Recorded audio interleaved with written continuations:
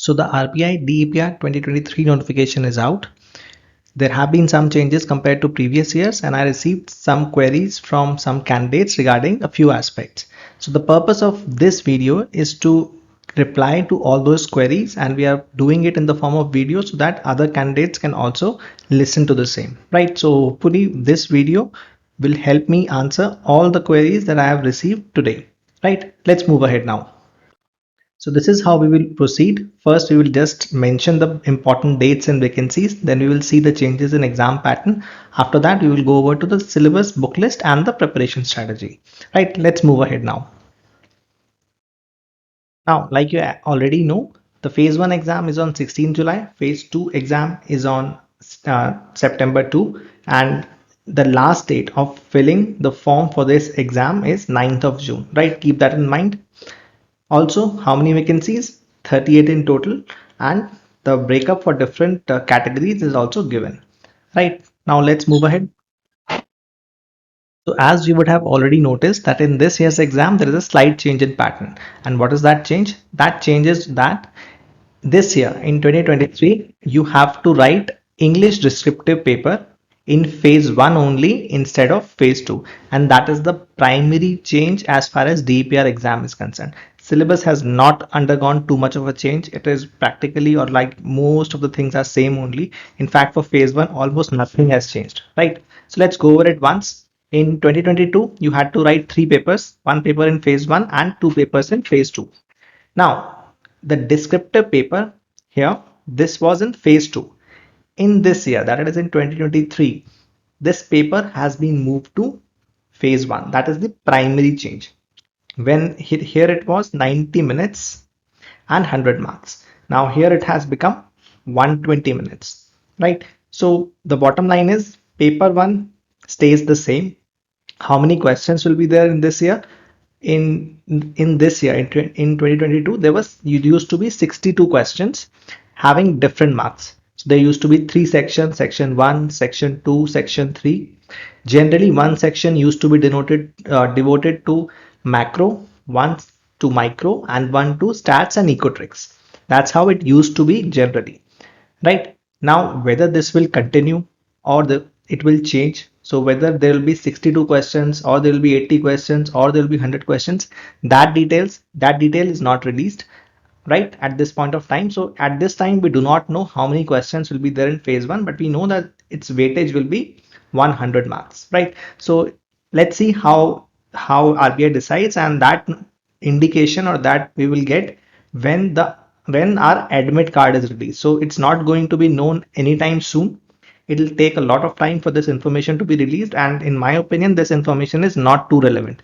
We know what we have to prepare, we know the syllabus. So whether there will be 62 questions or 80 questions or 100 questions, in my opinion that does not change the situation much, correct? Now regarding the syllabus of this paper, it is almost exactly what it used to be before, so there is no change in that also, right?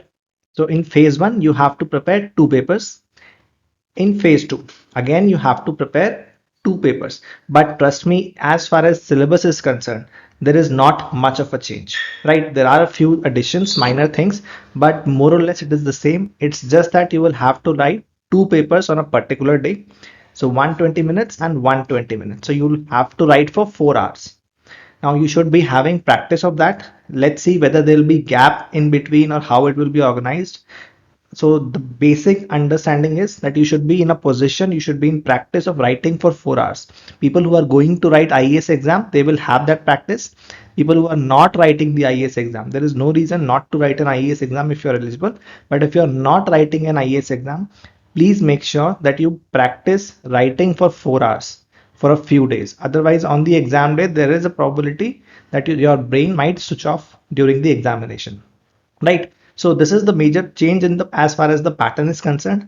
Now let's go ahead and see each paper one by one individually, right? So let's move ahead.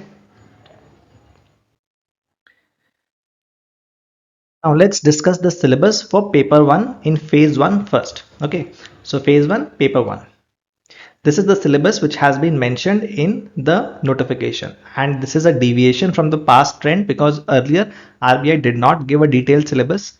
This change was long due, and thankfully RBI has now implemented this change, right? So we have a clear syllabus, but even before, we used to have some tentative syllabus in mind.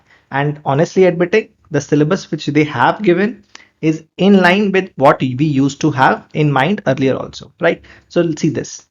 We have microeconomics, theories of consumer demand, production, market structure, pricing, distribution, and welfare economics. This is clearly in line with IES syllabus also. And even for DEPR, when we have been preparing for the previous years, we used to prepare all these topics. Correct. So these topics stay exactly the same, and in fact these are also the topics which we are even covering in the video course. So that remains exactly the same. Similarly, for macroeconomics, topics are almost identical. I don't think there is any doubt. I don't think there is any unexpected topic. Similarly here, international economics. Similarly here. Now this topic, many a times people used to feel that this is not a part of the syllabus. Like I remember interaction with one of the candidates where she mentioned that GE paper 1 for paper 3 IAS syllabus, those things are not asked.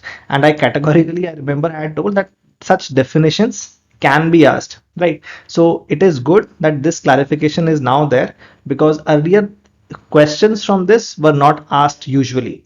So it was assumed that this is not a part of syllabus, because when syllabus was not mentioned, how did we deduce the syllabus from what is generally asked, right? So this clarification is now here. Next, quantitative methods in economics, mathematical and statistical methods for economics.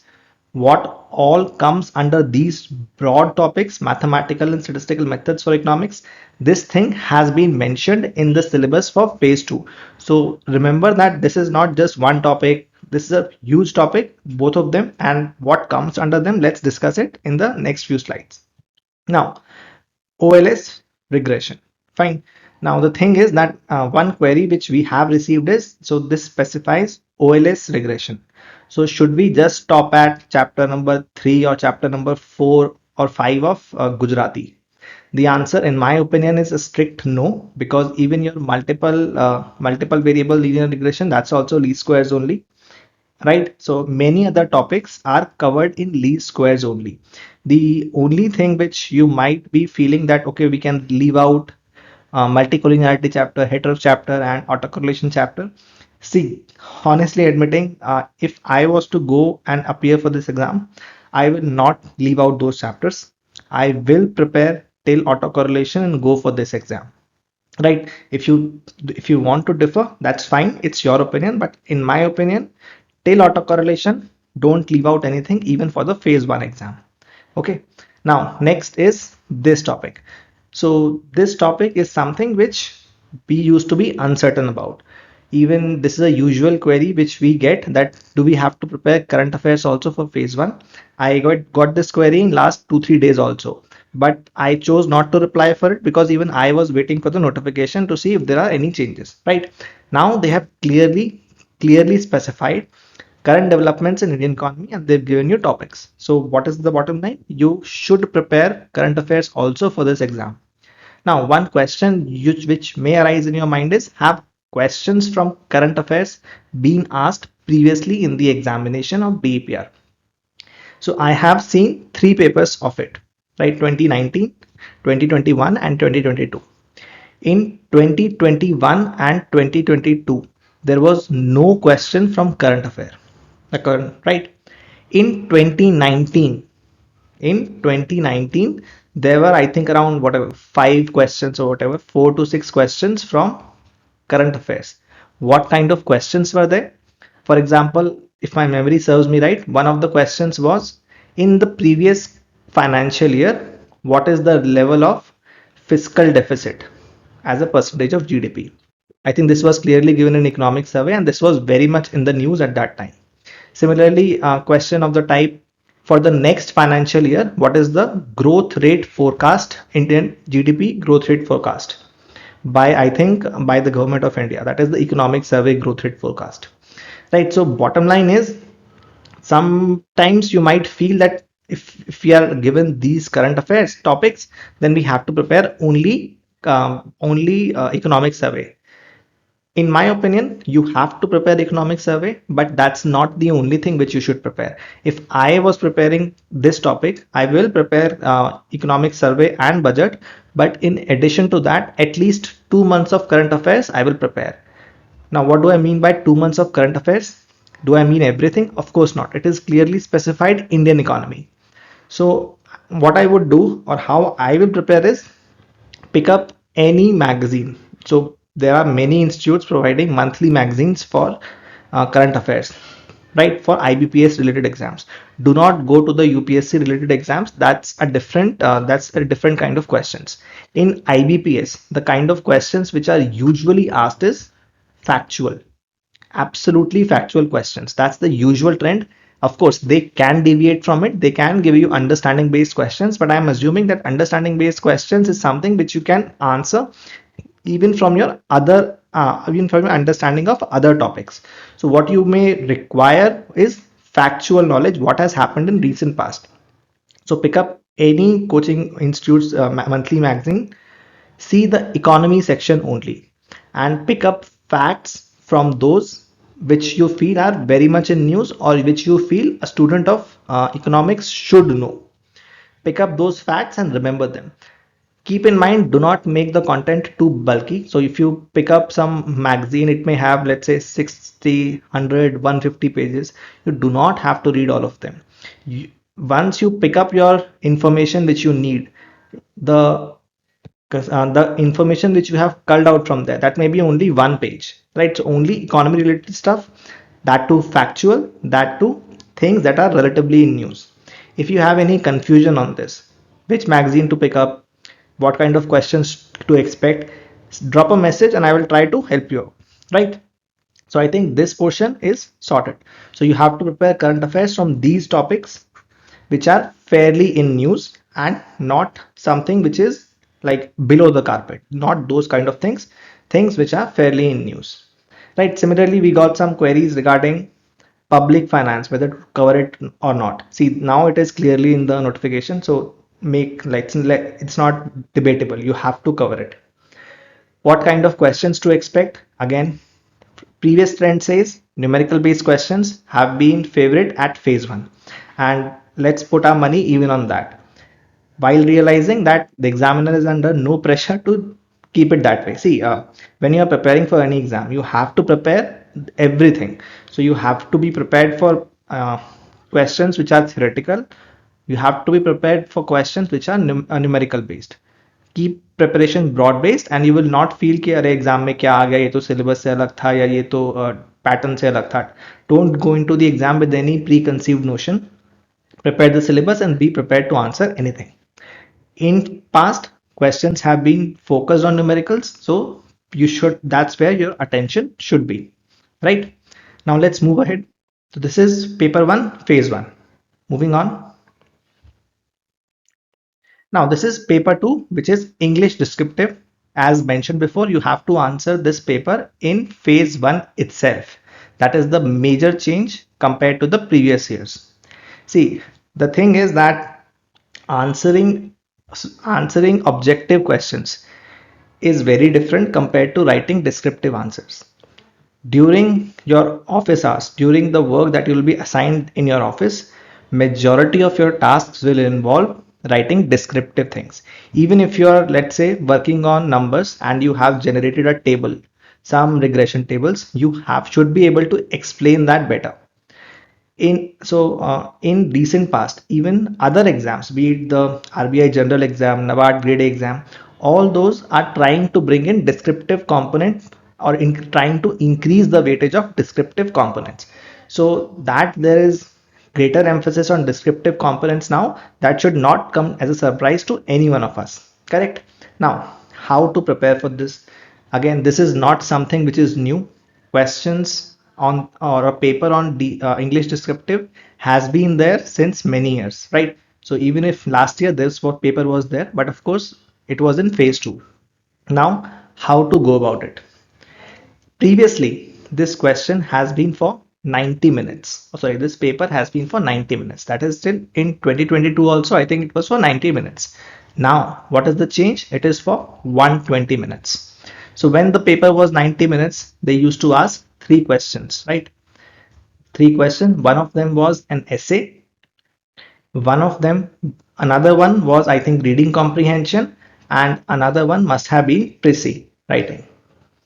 So essay, you already know, you have specified a word limit. You have to write an essay on the topic.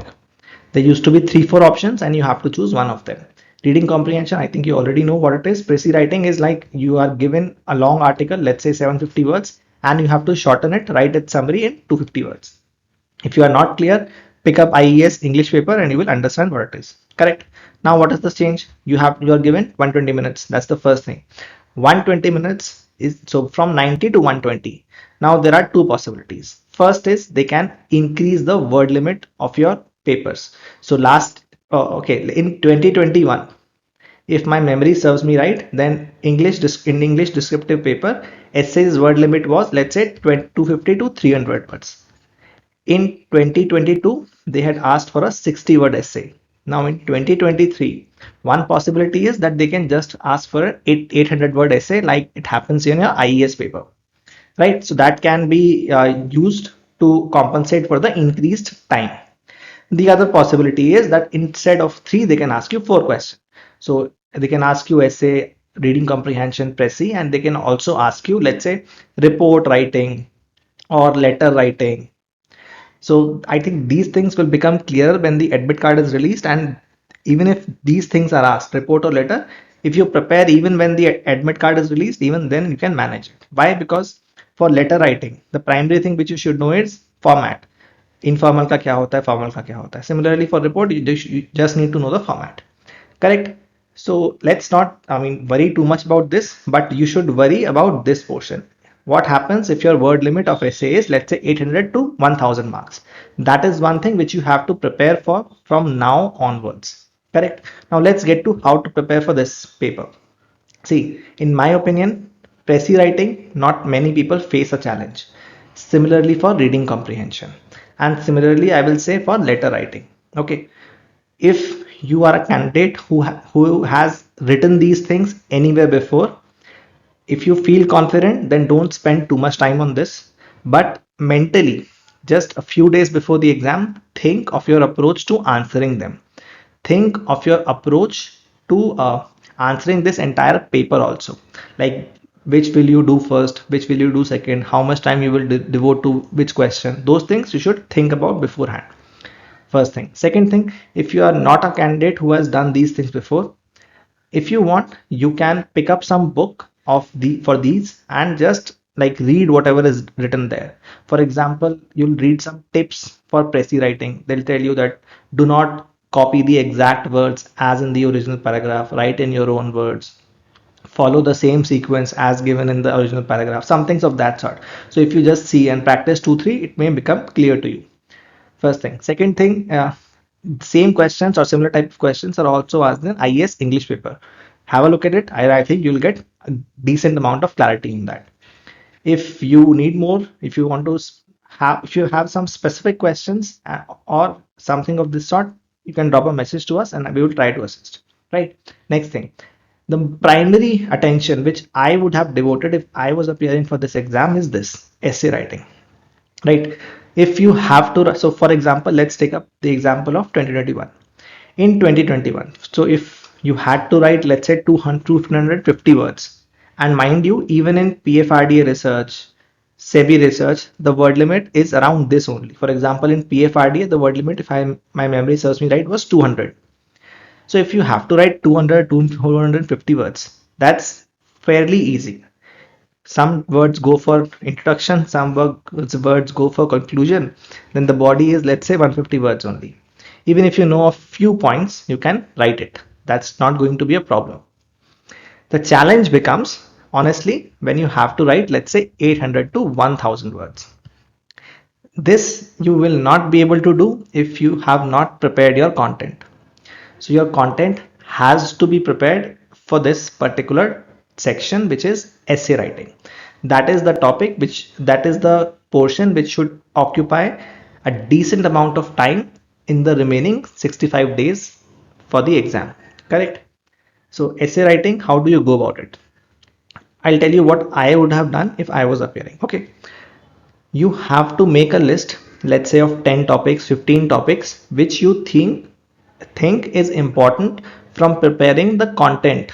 Okay, so it's not important that, so let's say you picked up 15 topics and you have prepared content for this.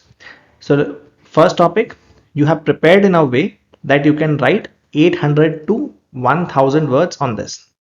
Okay, once you have prepared this topic, and the second and the third and the fourth and the 15th, you would have gathered a decent amount of data, a decent amount of content.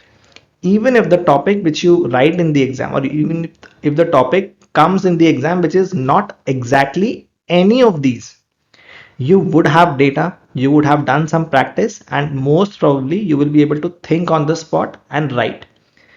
An ideal question from this, for this topic, if I was the examiner, an ideal question should be such that it tests your understanding of the current affairs or something which is contemporary, right? So you have to prepare topics in the news, you have to prepare topics from economy which are coming in newspaper and related stuff very well. And content, should you should have sufficient content to write 800 to 1000 words. People who have not written essays before might feel a little hesitant, might feel a bit nervous, and lack the understanding of how to go about it. So now a related question which we have got so far is this. Okay, let's discuss it on the next slide. Moving on. So we have got this query earlier. Our planned test series for phase 1 or for phase 2. So you already know that we have a growth plus booster plan which has 19 tests on different topics. The second is a booster plan, right? So there are only 3 full lengths associated with this, correct? Now the query which we have got is, do we plan to make any changes to this? So let me reply to this here now. In the remaining 16 tests, there is going to be no changes. They will be as it is. And honestly admitting, I do not even feel the need to make any changes, because all the topics which have been given in the syllabus, those topics have been touched upon, apart from a few topics which we will do in the coming days, in the coming tests. Second is that these topics are, these questions are such that they cover almost the entire type of questions which I can think of even after the syllabus. There are some topics remaining which we will cover in the remaining test. Okay, so these 60 do not get any changes. Next thing is 3 full length tests.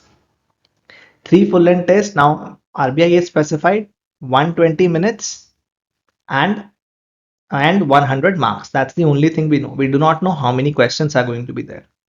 So these 3 full length tests are going to be released with the same pattern: 62 questions and 100 marks, 120 minutes. Let's say when the admit card comes out, even if RBI changes this, even if this becomes 80 questions or 100 questions or whatever else, this will remain as it is, what it was previous year. First thing. So the full length tests are going to be exactly the same what they were before. Now the some sections may, so like we are yet to release the mini tests.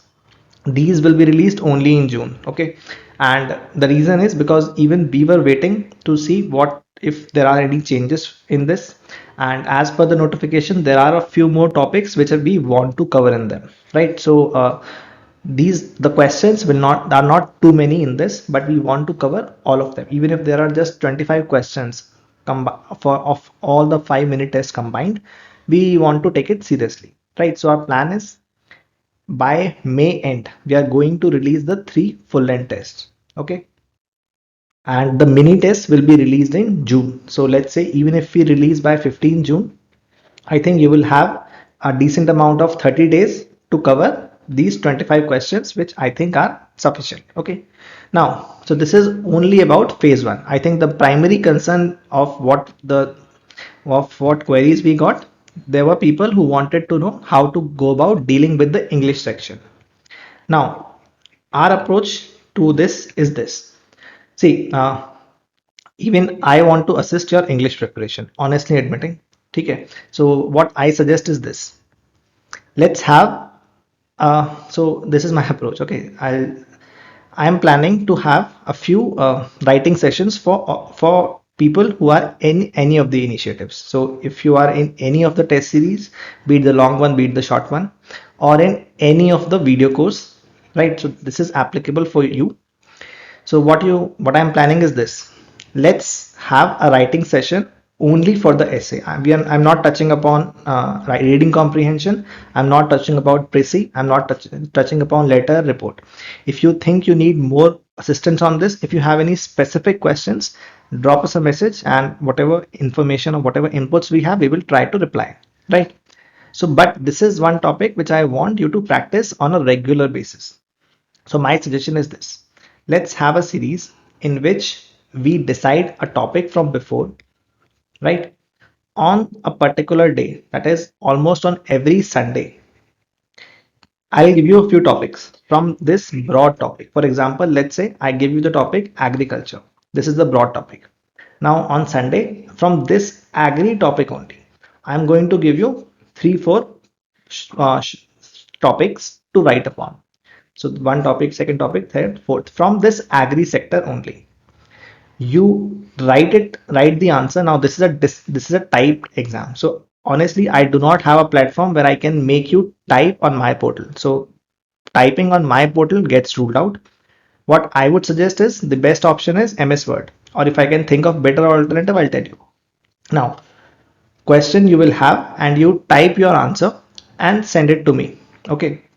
How exactly? I'll tell you in a moment.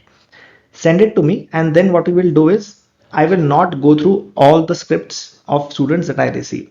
I will go through a few of them, maybe sometimes all of them, but that's not a commitment. I will try to go through maximum of them, and then we will discuss how we can answer this, what should have been the approach.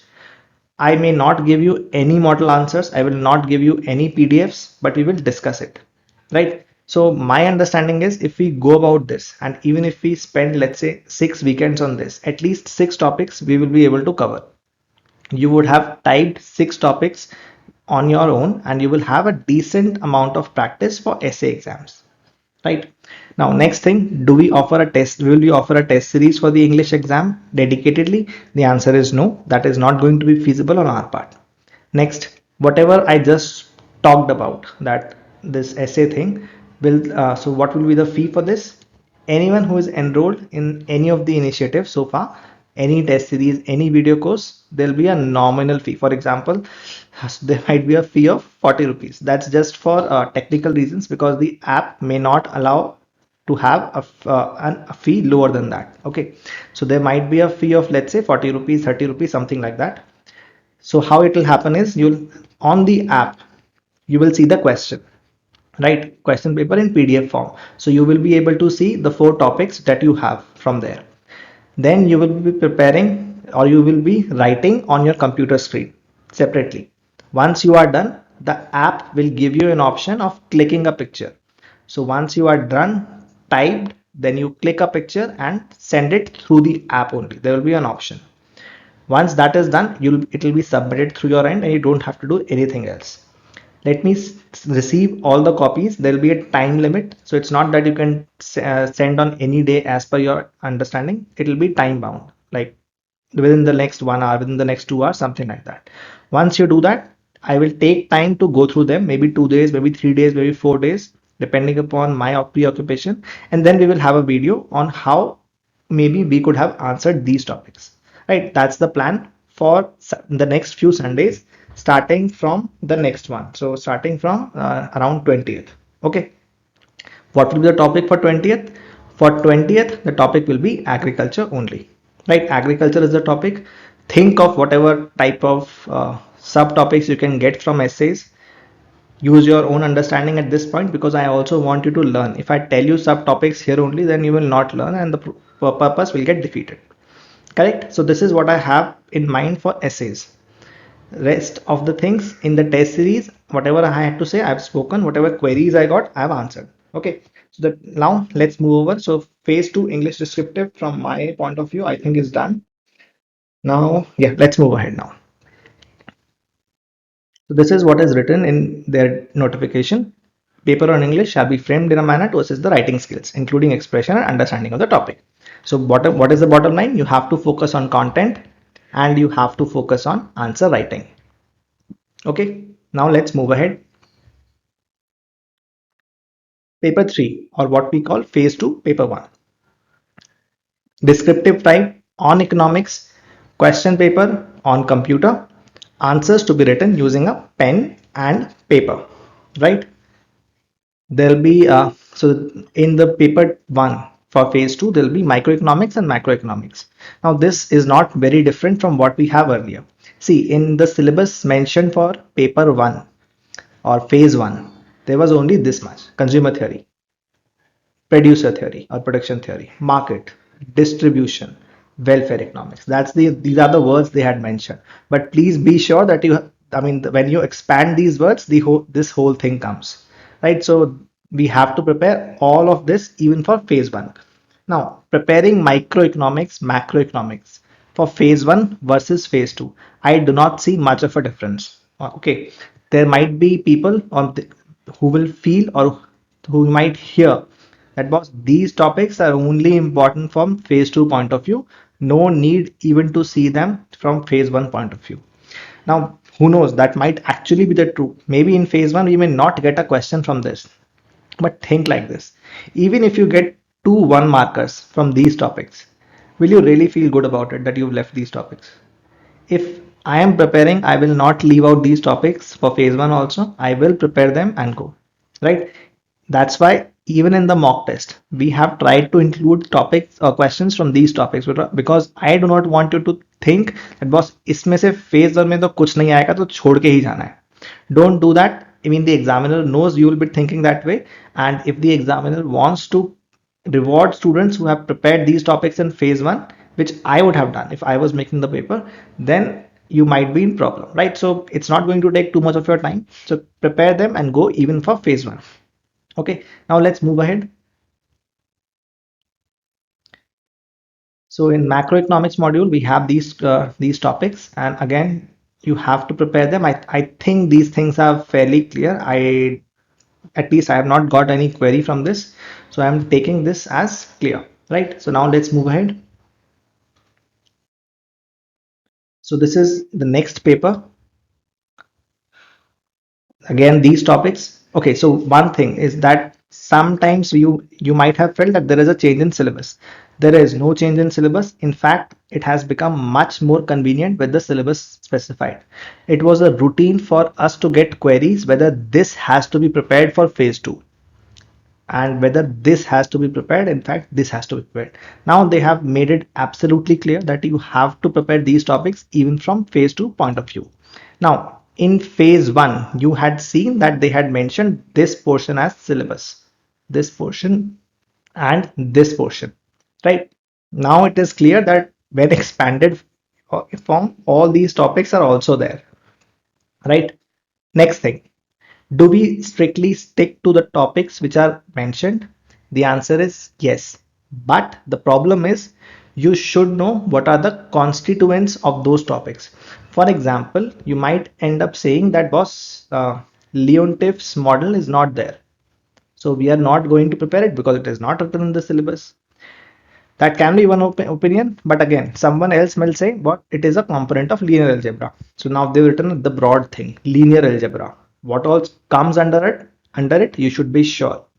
If you are not sure, you should prepare the topic. If I was going, I will not leave out linear Leontief's model because questions from that routinely come in exams. Correct? So next query which we have received, this section, right? People are comfortable with this. Panel is not something which most people have dealt with. Time series is still okay. Again, Bayesian econometrics is not something people have done with. Similarly, AIML. Now, I know this is new, and this is something which even most students have not touched upon in their courses. Correct? So we have got queries about how to prepare for this topic. Honestly admitting, at this point of time, even I am not completely clear of how to go about preparing for these topics. So what I would suggest you is two things. First of all, be prepared with all types of descriptive questions also from this topic. So even though this is a topic on quantitative methods, at least in as per what has been written in the notification, there is nothing which is telling you that a descriptive question, descriptive in the sense answer writing type, right? Question cannot be asked. For example, if this is the topic, then if there is a question, what is the difference between Bayesian econometrics and classical econometrics? I mean, such a question, there is nothing that stops them from asking this question.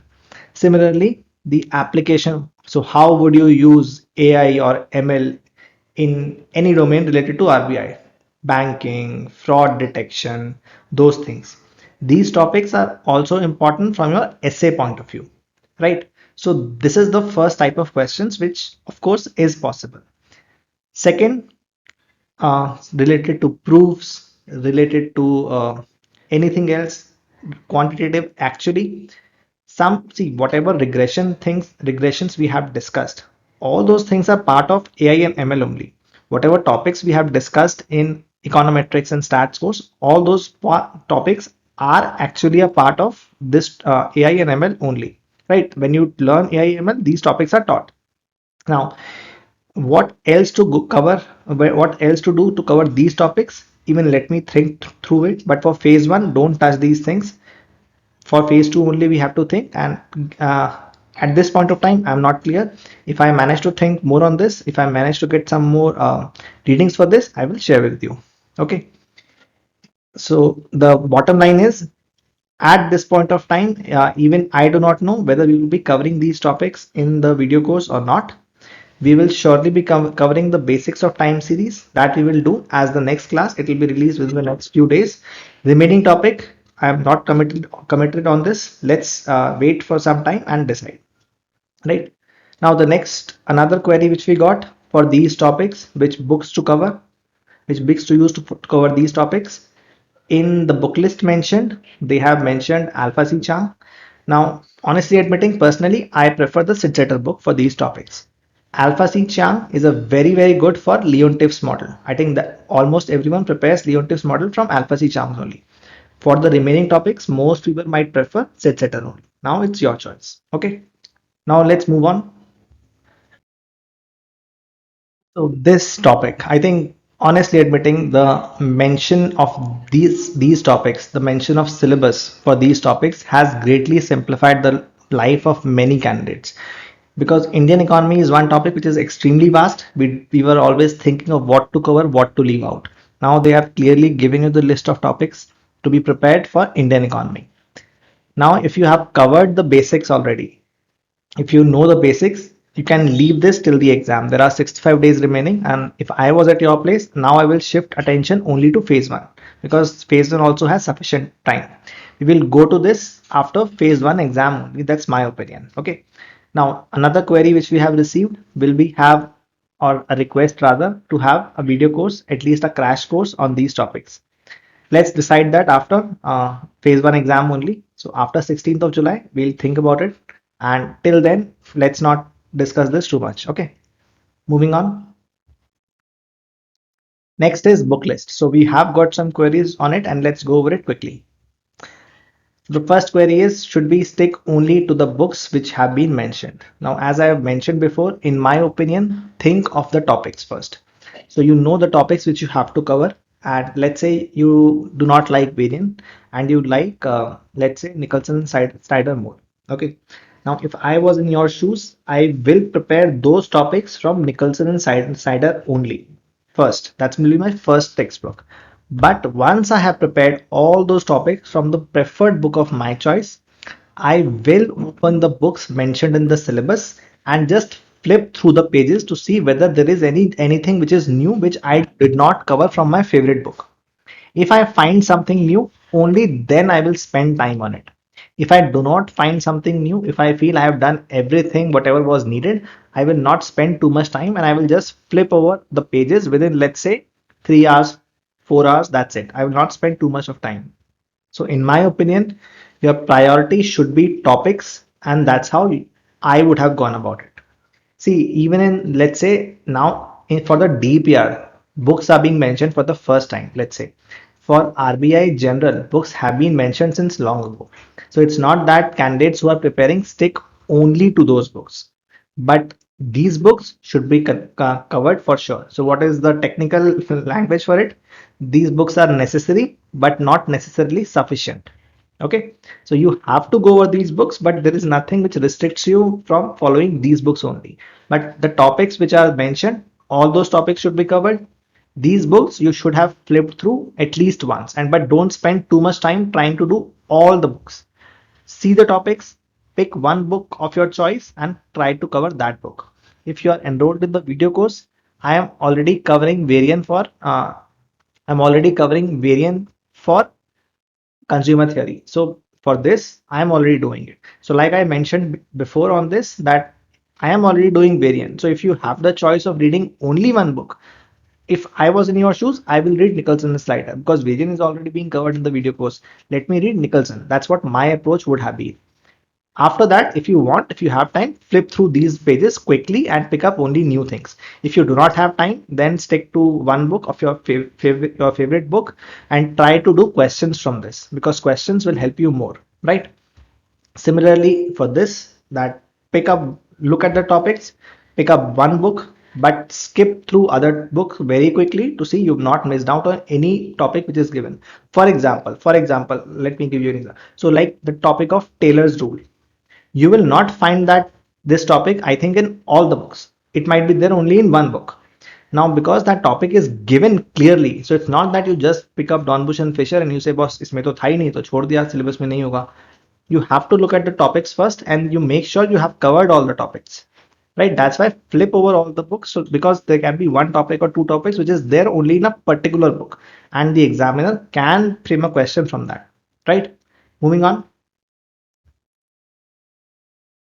For international economics, I think Salvatore has been my preferred choice for most of the topics. Only for some topics, I go to Krugman.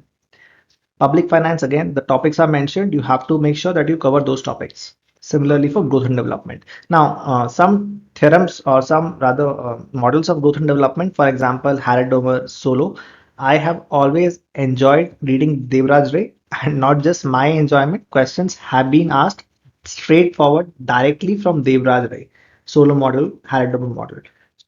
So Solo, Harrod-Domer, Lewis, Harris Todaro, if those things have to be covered, try to do it from Devraj Ray only. That's my suggestion. If you want, you can use some other book also. For example, if you want to have a look at Jingan also, even though it is not mentioned here, for Harrod-Domer, it's fine. But Devraj Ray for Harrod-Domer, in my opinion, is a must. That's my opinion. Okay. Moving on. Now, so for mathematics, see, we generally follow Sitzeta for most of the topics. Only for Leontief, we have followed Alpha Chang. Right? Then it's your choice. What about Simon and Bloom? Honestly speaking, when we were covering our undergraduation and post-graduation syllabus, we have heard of this book. I have also opened and used it for a few days. I have not used it for a long period of time. Why? So I heard that we should use this book for DSC entrance. So I picked up this book, purchased it, and started using it. I used it for a few days.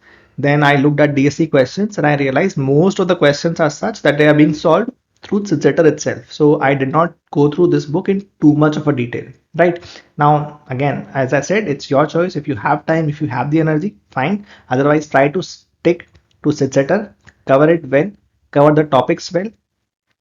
Also, what kind of questions are generally asked? From mathematical portion, generally questions have been from Leontief and from linear programming, right? Now they have mentioned optimization and all that here also. Those things are mentioned in IES also, but generally they have not asked questions. Can DPR differ from it? Of course they can. So you have no option, but you should know the basics. You should know how to do optimization, first order condition, second order condition. You should know how to do optimization for multivariable because that is one topic which is now becoming favorite. So they give you maximization or minimization not for one variable but for two variables or three variables. Such questions have been asked in IES also. Such question was asked in last year's DEPR also. right? And even in test series, we have tried to include questions of that type. So make sure you cover those topics as well. Stats and econometrics, Gujarati is the favorite, and Woolridge I have used, or we have used, for mostly for time series when we have been studying. But again, this is a good topic, a good book.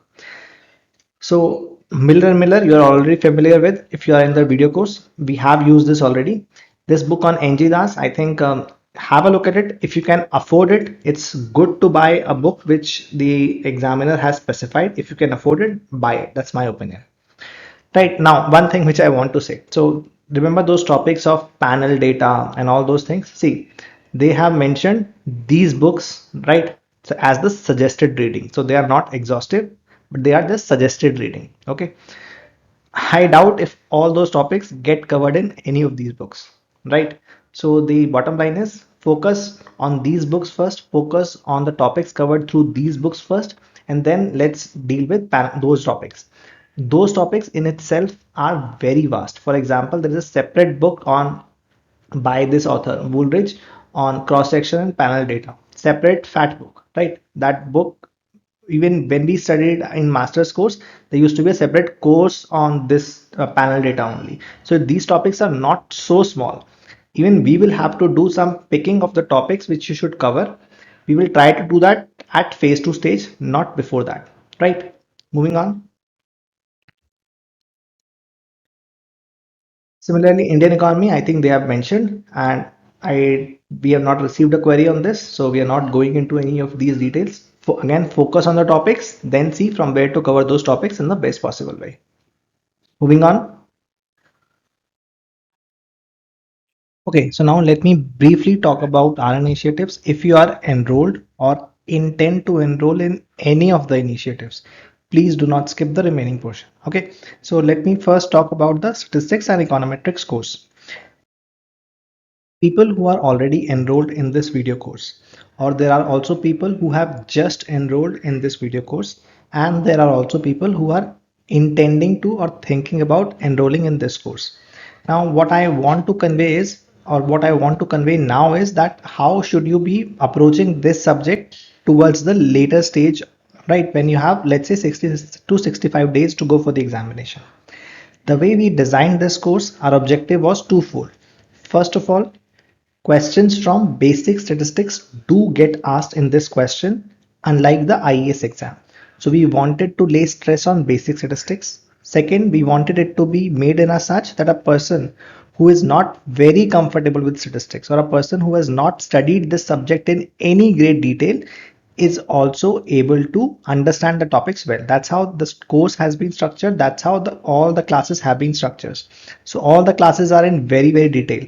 Next point, even though econometrics occupies more questions in the exam, but you cannot understand econometrics unless you know the basic statistics. This is the common mistake which people make. People, even though they are not very comfortable with statistics, they begin with econometrics. Now when you are reading econometrics from Gujarati, they have used terms as type 1, type 2 error, p values, or all those things, confidence intervals. If you do not know basic statistics, you cannot understand Gujarati very well. So you have to cover basic statistics. So these are the objectives with which this course was designed, and accordingly this course ended up being very elaborate and very good to understand the basics. When you are going into the exam now, you have to pick up or revise multiple times those things which are more important from the examination point of view. So whether you are already there, whether you are recently there, or whether you are intending to be there, let's spend some time to discuss what topics are high probability topics or what topics are low probability topics. Let's see that for a moment. See, this class is just basic introduction, but you have to know this class. Most probably there may not no be there may be a no question from this class, but you have to know this class so that you can understand the remaining. Similarly, this class deals with graphical representation of data. Now there may or may not be a question from this, but at least what is the difference between pie chart, what is the difference between histogram and a bar diagram, these things you should know. Again, this class you need to know understand the remaining classes. Questions have frequently been asked from this portion. You have to cover these things. Similarly, from this topic, questions are very frequent. from this topic, questions have not been asked in the recent past, right? So there are 3 videos only. If you have time, or if you have watched it, revise, made your notes, revise them once and go. But do not spend too much of time on this if you know that questions have not been asked from this topic and this topic has not been clearly mentioned in the syllabus. So this is a dicey topic kind of a thing, right? This topic has been mentioned in your syllabus, so you have to prepare. Now there is a topic in your syllabus called probability. Probability, you already know, it is a very wide topic. Even the examiner may not have been able to list all topics, because almost anything, I mean, it's such a vast topic. See, so you have to prepare this basic probability from this portion. What are the kind of questions which have been asked recently? You should know what are the properties required for a discrete random variable x to have a valid PMF, right? Those two properties that we have discussed, you should know it. You should be able to calculate mean and variance of the discrete random variable. You should be able to calculate the value of C for which the given random variable, or for which the given PMF is valid, right? These are the 3 type of questions which have been asked. From here, questions from binomial are very routine. They have been asked in exams, okay? And even from other distributions, right? So when you go to these for, let's say, uniform distribution, so continuous random variable and PDF, even from here, so you should know the properties, that those 2 3 properties under which it is a valid PDF, then how to calculate mean and variance, and how to calculate the correct value of C for which it is a valid PDF. These things are more important. Remaining things, of course, are important, can be question, can be asked, no one can rule them out, but those, from those topics, questions are less frequent. So if the examiner wants to be different, he or she can give you a question from those topics. Otherwise, these are the topics which have occupied more space in recent exams. So you should prepare these topics in a more elaborate way, right? And the remaining topics, if you have time, spend time on those things also. If you have made notes, it is much easier to revise the text now, right? Similarly, note that from probability, if you get a question, they will not tell you which distribution it is. So they will just give you the question and they will tell you calculate the property. Now it is up to you to judge which distribution is this, whether it is binomial, negative binomial, hypergeometric, whatever else, right? So how you should practice? Pick up textbook on probability, pick up questions on probability, wherein they are given in a mixed way. You do not know from which distribution it is, then try to solve them. That's how your approach should be, right? So again, normal distribution is a very important distribution. Even in last year's paper, there was a question from this that we have talked about in the videos, right? And even otherwise, you need this distribution to understand most other stuff in econometrics and statistics. You should know the formula for mean and their variances also for special distributions. Again, now we are moving to sampling, so you should know the sampling methods also. If like a 1 mark question on different types of sampling, you never know, can be asked. You should know point estimates and the properties of point estimates. Interval estimation, you should know how to derive confidence intervals. We have discussed it for sample population mean, proportions, and all those things. For mean, it is the most important one, so you should spend more time here. For the remaining things, you should know the formula. You should know which distribution is used to calculate or to construct confidence interval for which parameter. For example, which distribution is used for this. Similarly, you should know the degrees of freedom associated with each test. Even a short question can be formed from there. Then you should know the type 1, type 2 error, all these terms, type 1, type 2 error, p-value, level of significance, level of confidence, all those things you should know, right? Then similarly, all the terms associated with hypothesis testing you should know. You should know the basics of doing hypothesis testing also, right? Now let's move ahead. So then we move to econometrics, and econometrics is one portion which occupies more space. In fact, in many exams, sometimes even in DEPR, it occupies, or it has more questions from econometrics rather than from basic statistics, right? So you have to cover econometrics in a more detailed way, spending more time on these things. So nothing ruling out here. We are not ruling out any portion from here. You have to cover all these topics even for phase one. If I was going for phase one, I will keep all these topics prepared, right? Moving on. Similarly, for let's say microeconomics, we are already covering that course. We are on consumer theory. Once consumer theory is done, most like it covering producer theory is very quick, right? Then we will move to market structures, cover that. After that, we are going to cover a bit of game theory. That's in market structure only, let's say. Then we are going to cover welfare economics and a few other things, and then we are going to stop there. So we have received some requests for a macroeconomics short course also. Again, I'm telling you, this is not confirmed. Let's see where we reach till May end. Then we will take a call. At this point, it is difficult to comment on this, right?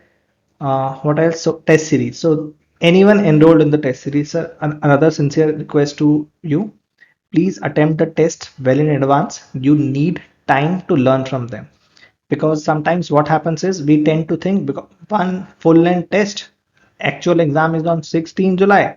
I am going to attempt one full length test on 14 July to judge how good my preparation is. If I was in your place, I will not leave any test for July. All the tests I will cover in June itself. What are the reasons? See, when you attempt a test at the last moment, what happens is two things. First, if you perform bad, then your confidence will get affected, right? Actually, a mock test, even if you score well, it has whether you score well or bad, it has not. It should not move your confidence.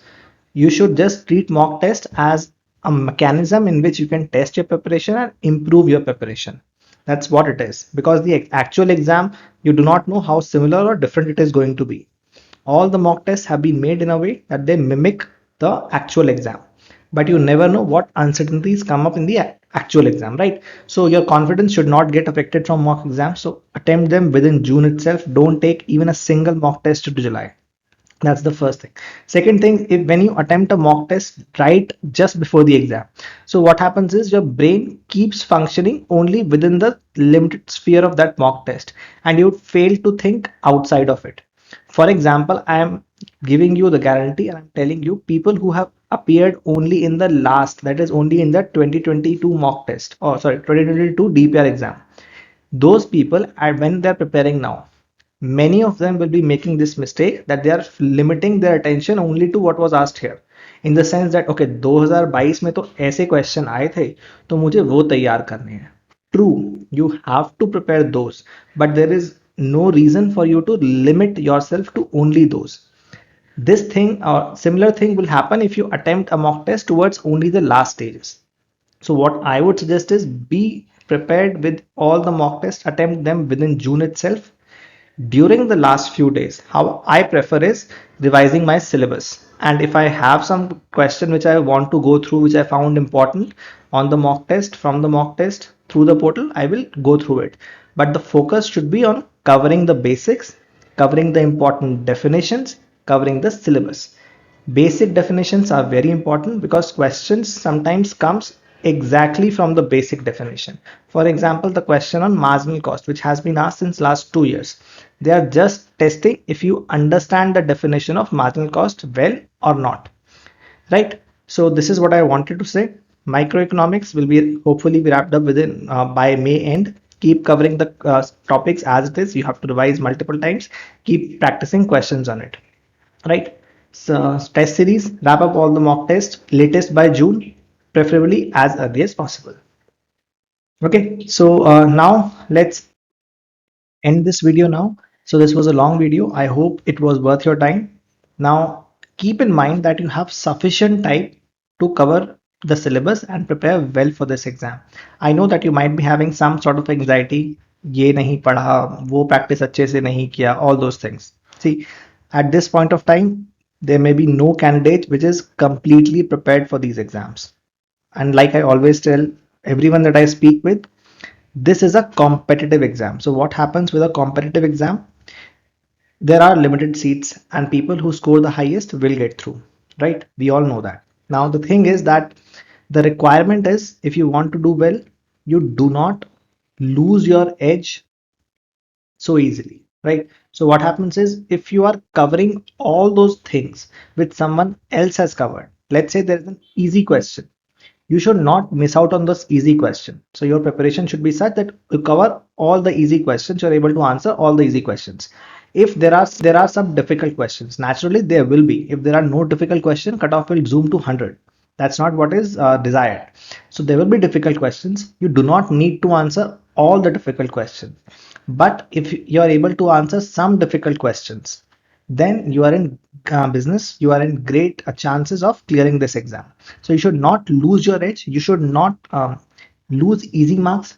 If someone else is able to do something but you could not, then you are losing your edge, even if that is one question or two questions. On the other hand, if there is a difficult question, or let's say if is a question from AI ML topic or something of that sort, which no one knows the answer to, let's say theoretically, in that case, you're not losing your edge. No one could do it. So that question will not even affect the cutoff, right? So focus on the basics, cover the things which have higher probability of being asked, try to not to leave out any portion, spend more time on high probability topics, less time on, let's say, lower probability topics.